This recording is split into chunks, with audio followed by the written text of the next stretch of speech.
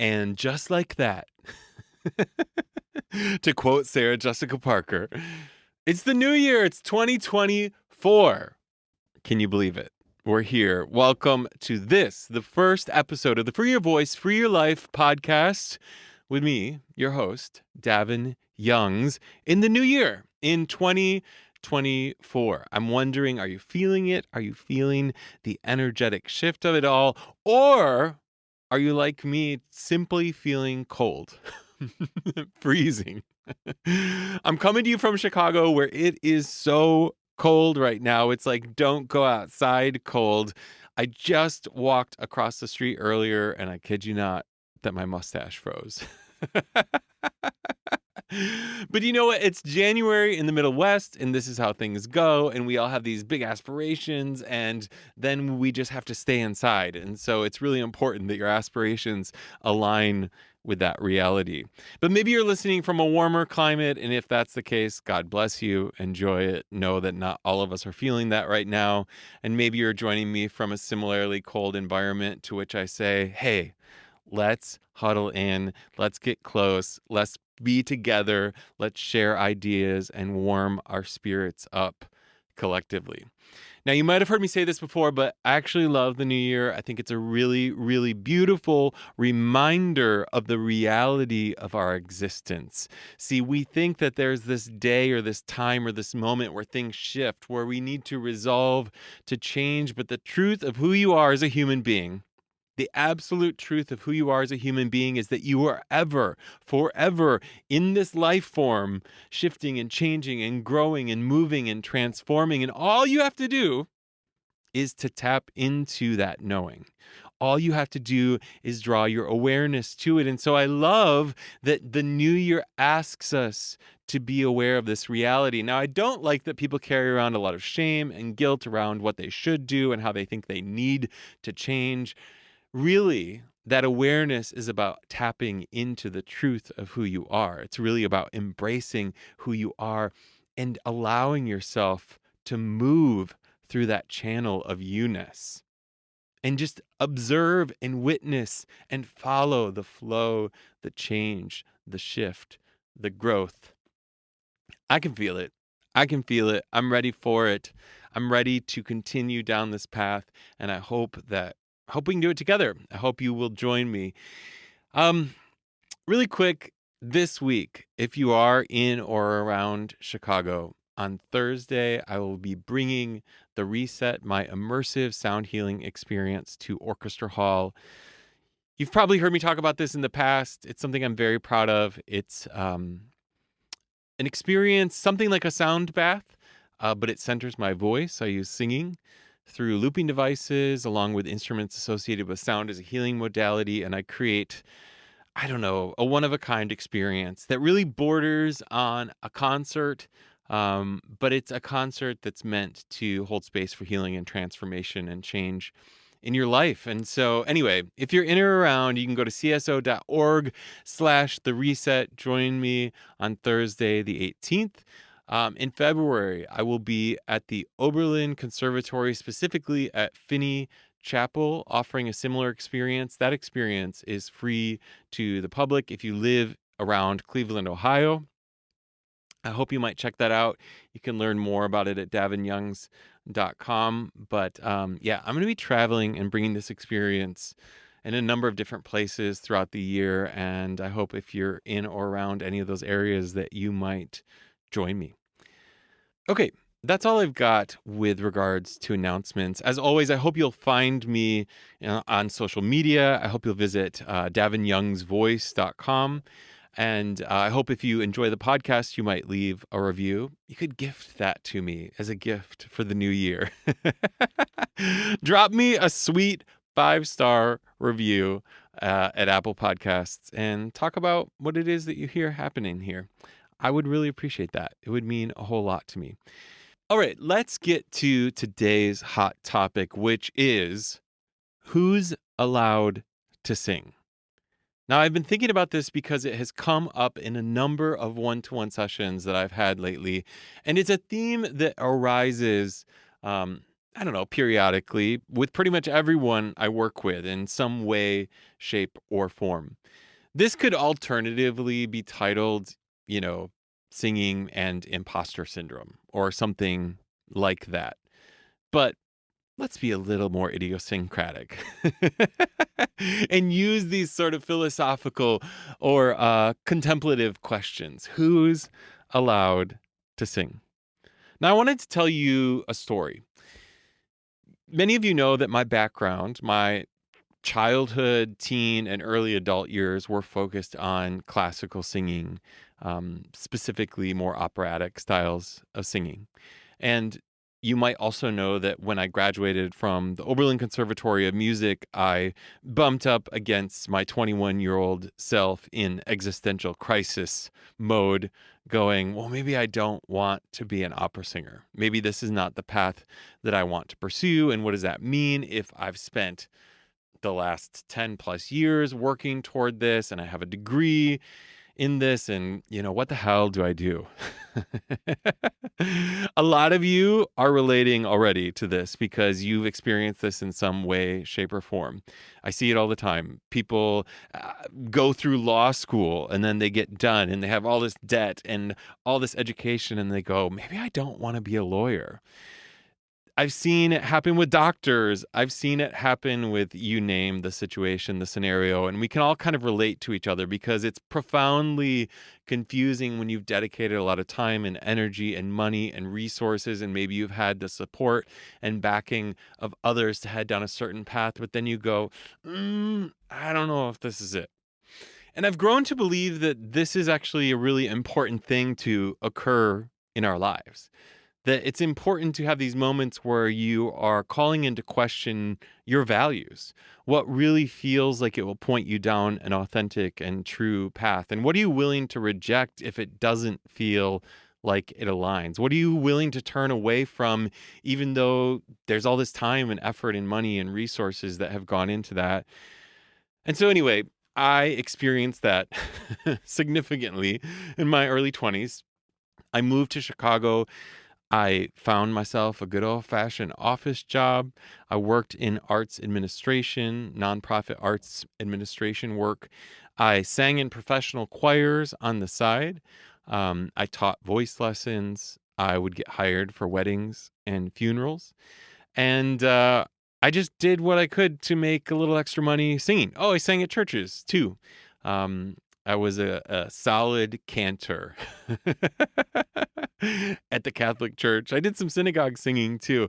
Basically, whoever wanted a baritone that had a pretty classical sound, I was willing to show up. But I felt tremendously unfulfilled during this time as an artist.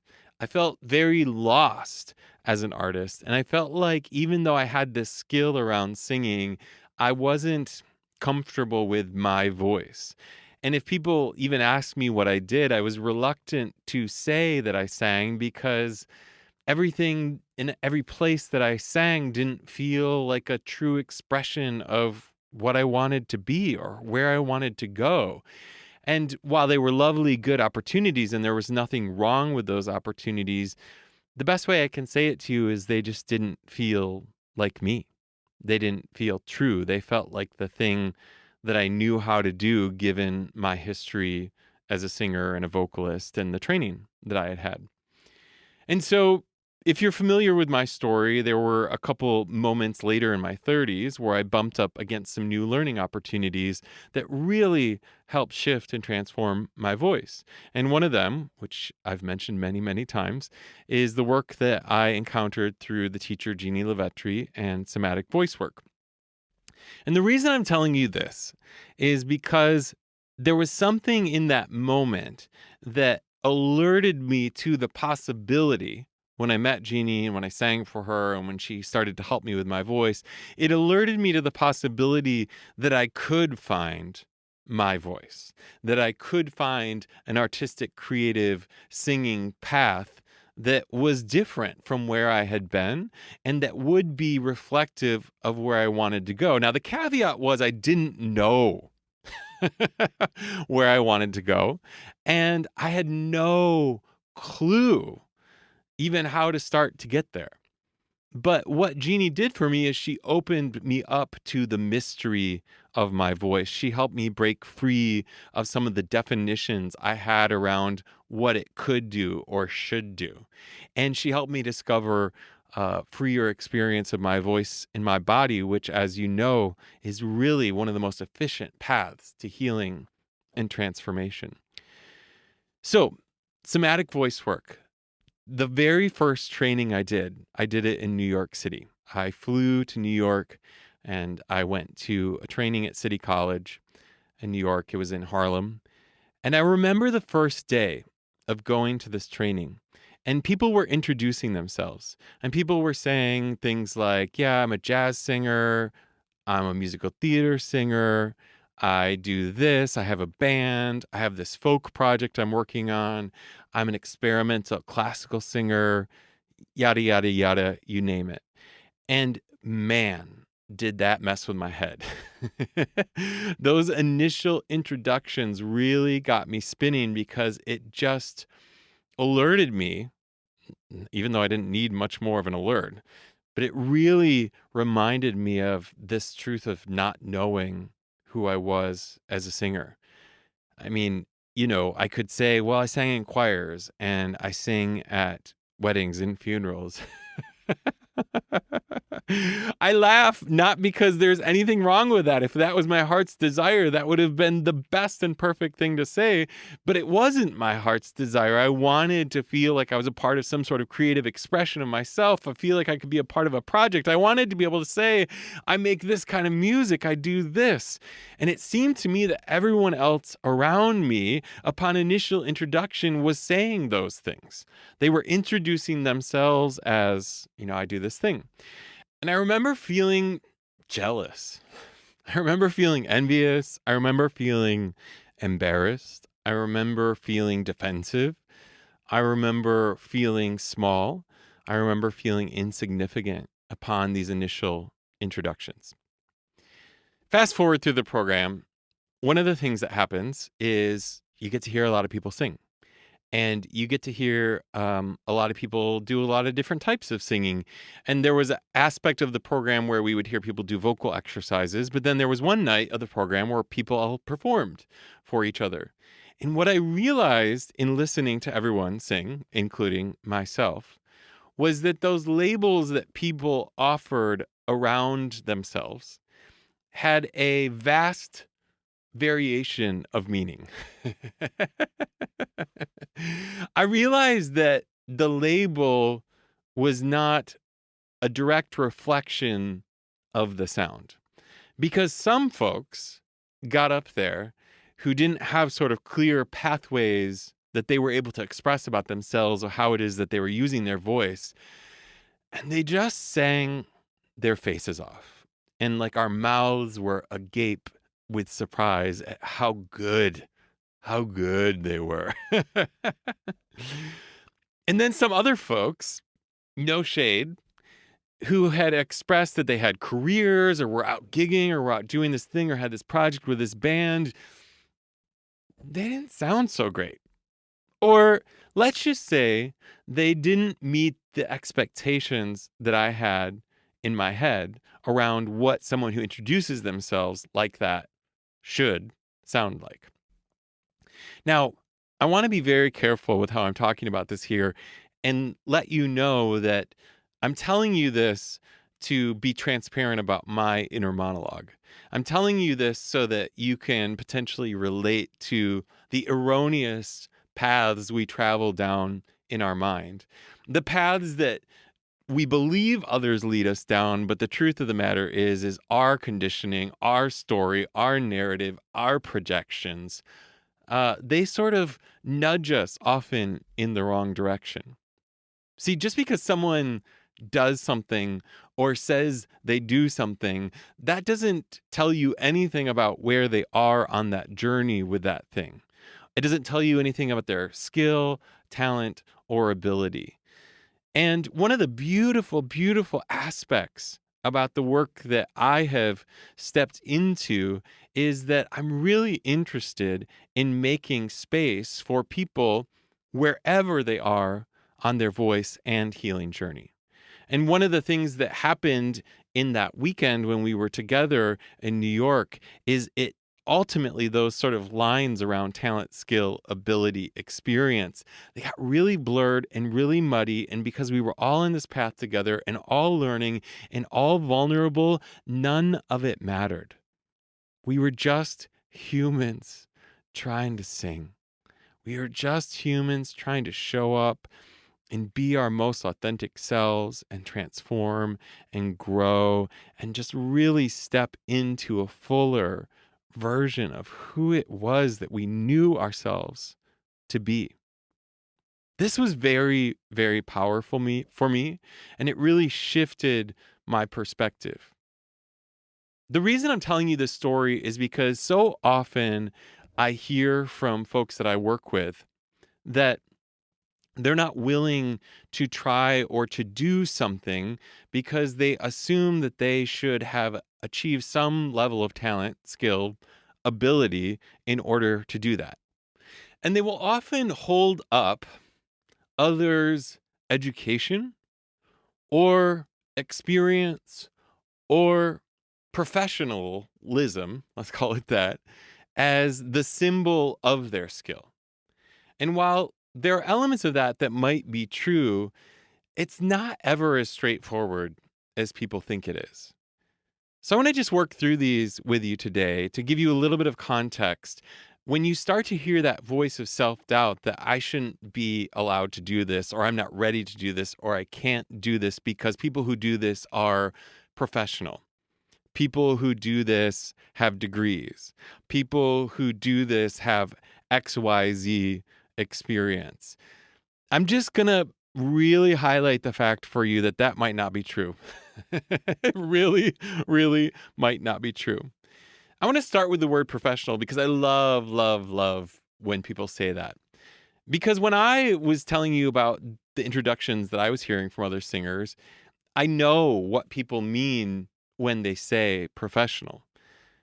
But I know now, further into my career, that the reality of what professional means is about as varied as the many skill sets of every singer on the planet. I mean, technically, to be a professional simply means that you've gotten paid to do the work, that you've gotten paid to sing. And of course, this is a lovely experience. Of course, this is a lovely, energetic reward for your hard work. Of course, this is the dream for so many, but let me be very clear. There is no specific point of reaching a certain skill set, talent, ability that then manifests into getting paid. And vice versa. I know so many people who have the chops, who have the skill, who have the ability, who could really do the thing, but don't get paid. And I know some folks who are really early on in their growth, who haven't maybe evolved or developed as much as they could or will, and they get paid regularly to sing. So whenever someone says to me, but I think they're professional, or I think you need to be professional, I can poke holes in that really fast. Now, when I use the word professional, one of the hallmarks I think of when I think of a professional singer is the skill, talent, ability, experience that allows them to handle varying situations, varying levels of adversity, that allows them to step up on a stage because they've been asked to do so and sing even if the audience isn't being entirely attentive, or the mic stops working, or they forget the words. Professionalism to me is the ability to make do in complicated situations because you've been hired for the job, because you got the skills and the ability. And so when I think of being professional, I think of dealing with adversity. I think of really rising to the many, many, many challenges of being a singer and a performer. And whenever I talk about professional singers, that's really what I'm talking about. The people that have the experience to step into tough situations and really perform, to do the thing. But what I'm not ever talking about is whether they get paid or not. And I think for a lot of people, when they're thinking about the word professional, they assume if I think about my own self, that someone who gets paid to sing represents a specific talent level or a specific level of experience. And it ain't true. It ain't true, folks. So if you hear yourself saying in your head, well, I probably can't do this because I think you would need to be a professional, or I would need to be a professional, or someone has to be professional to do this, or those people, they're all professionals. I just say bullshit.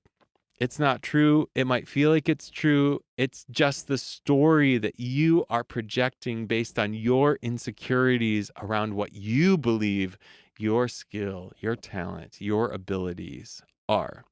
It ain't got nothing to do with the money, honey. Are you following me? Okay. Experience. Let's talk about that. Now, experience is of the utmost importance. That professionalism that I was talking about, the ability to stand on a stage and sing and still sell it even if something goes wrong, to really captivate the audience, even if there are all these different variables, which there always are. That is the result of experience. It's really the only way to cultivate that is through doing that over time. But the catch-22 of experience is that you gotta do it to get it, right? And so I think to myself a lot when people talk about their inexperience, it's a very real concern, but it's also not that important to spend a lot of time thinking about, because if you get too caught in the thought, too lost in this feeling of being inexperienced, you'll inevitably miss your opportunities to get experience. It's true that if you want to be out in the world using your voice, you got to say yes. You have to say yes. You have to say yes, yes, yes, yes, yes. You have to do the thing over and over and over again. You can't say no. And you have to have the experience of failing. You have to have the experience of falling. You have to have the experience of your voice cracking.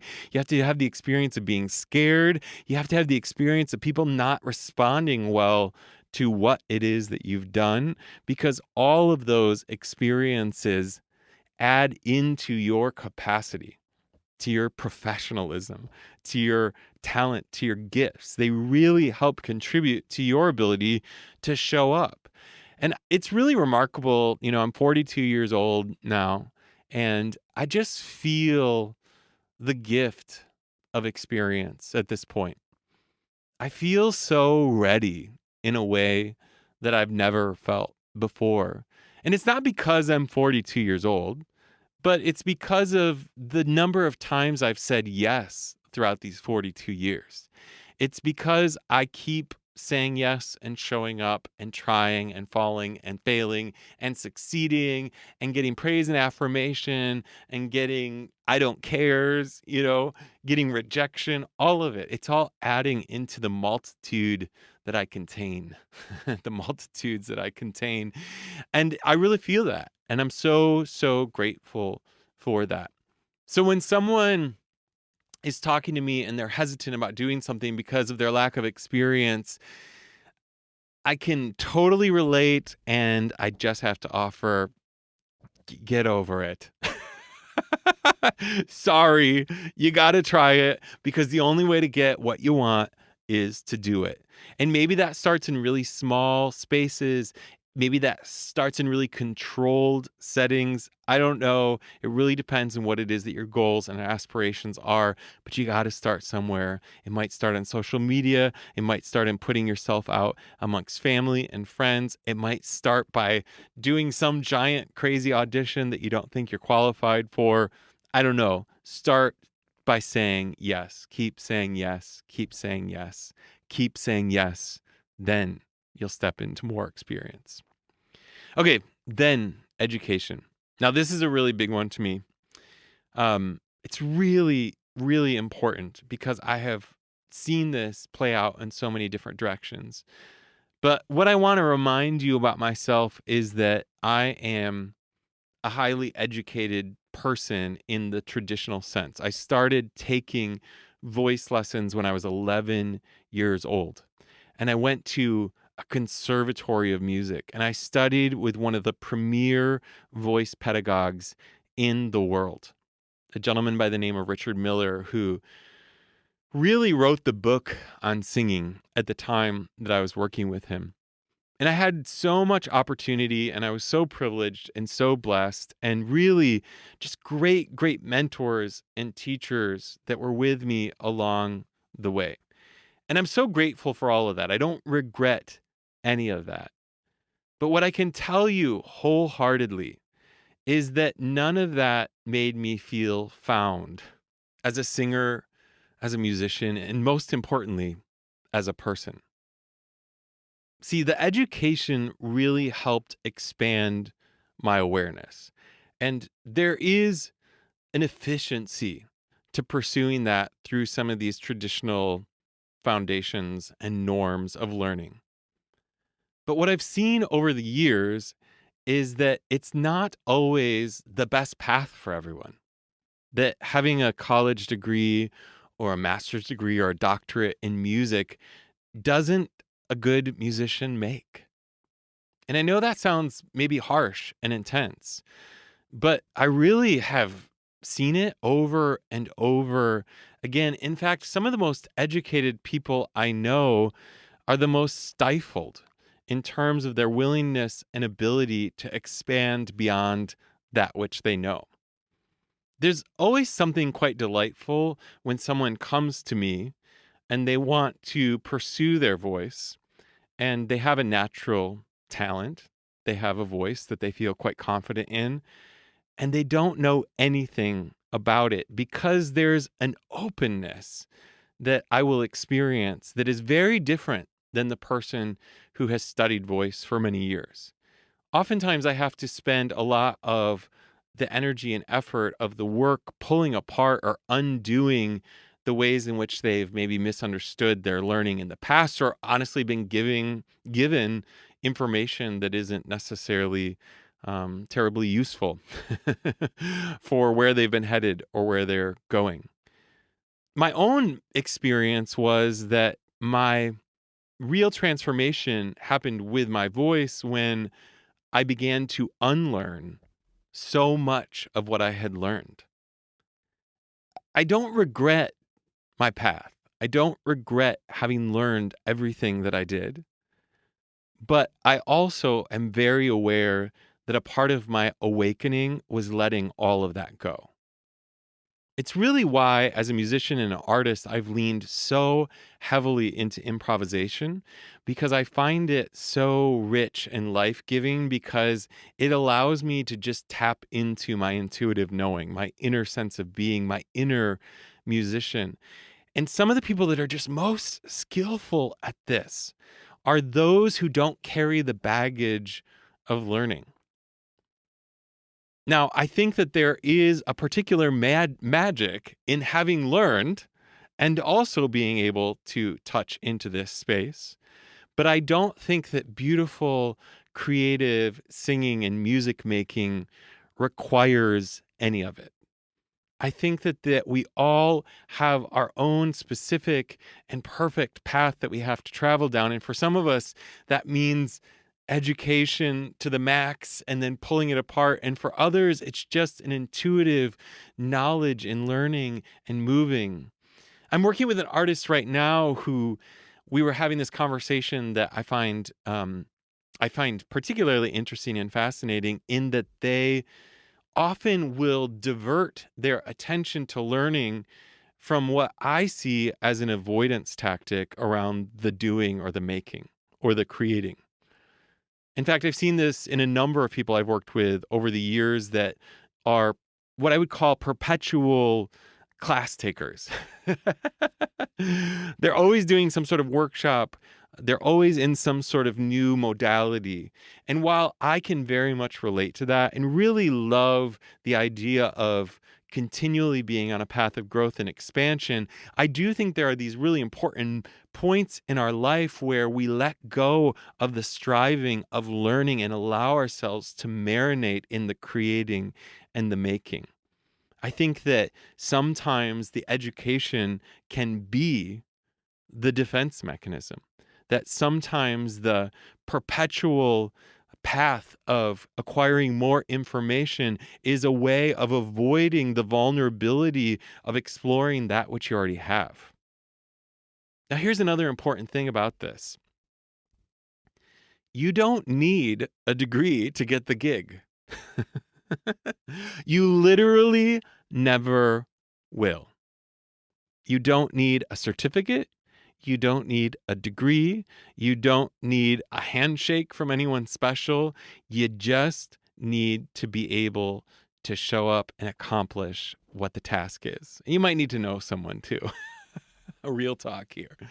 But truthfully, there is no accreditation as a creator. There is no certificate as a singer. There is no teacher that you will have worked with that will result in you having then acquired the skill set to get the job or to record the album or to perform at the talent show or to show up at the open mic.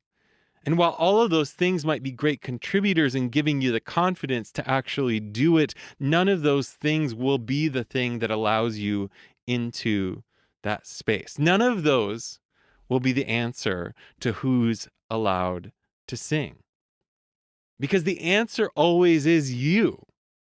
You are allowed to sing exactly where you are right now. You are allowed to use your voice because God gave it to you, because it is your primary form of expression. And while you might have the desire to grow, to change, to transform, and I am here for that, let me remind you that that is your natural state of being, that that is the flow of who you are.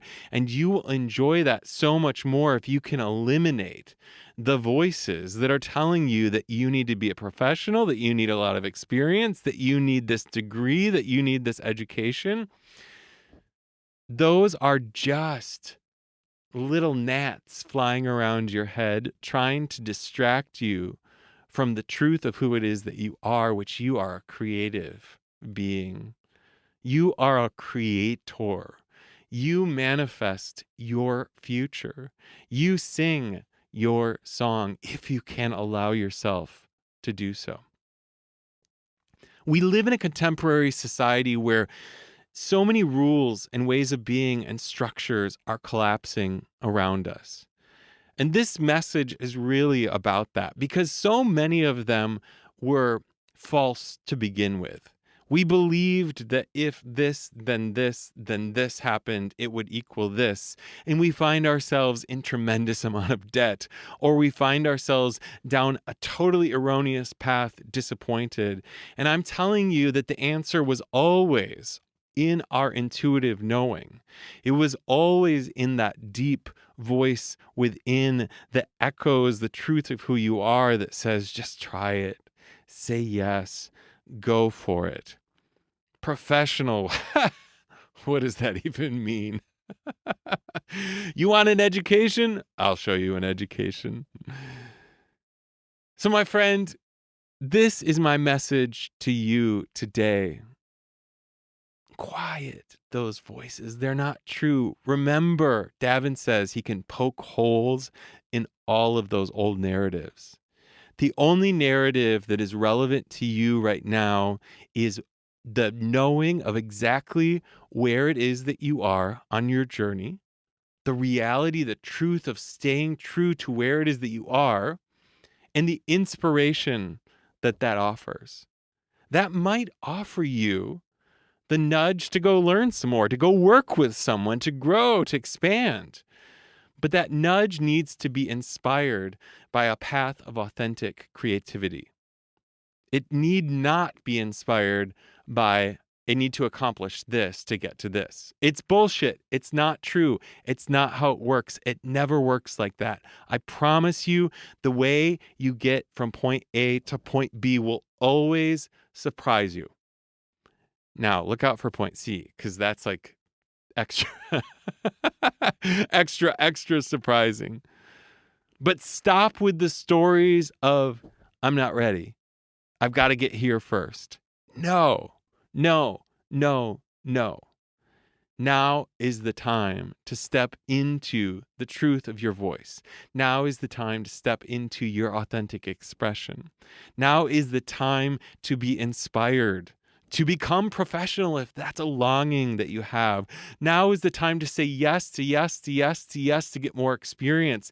Now is the time to step into all of the delicious learning because it lights you up as a musician. Maybe you just need to go to the school of YouTube, right? Not for your voice, not for your voice.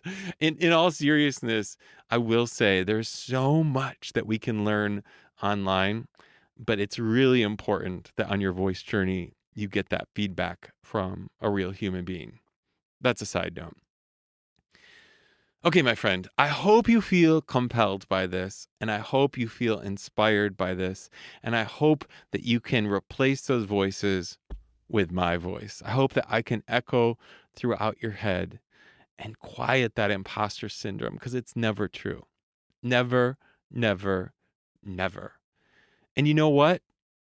After that time where I went to somatic voice work and I didn't know how to introduce myself and say what it is that I do and yada, yada, yada, can I just tell you that here I am stepping into this moment of feeling so aligned with my vocal expression, so aligned with my artistry and musicianship, so aligned with the lack of need to actually even give it a label. What do I sing? That's what I do. Where I sing, what's it to you, right? I sing because it brings me joy. I sing because it brings other people joy. I sing because it transforms lives. I sing because I believe that it gives us a path to healing. I sing because I sing because I sing because I have a voice.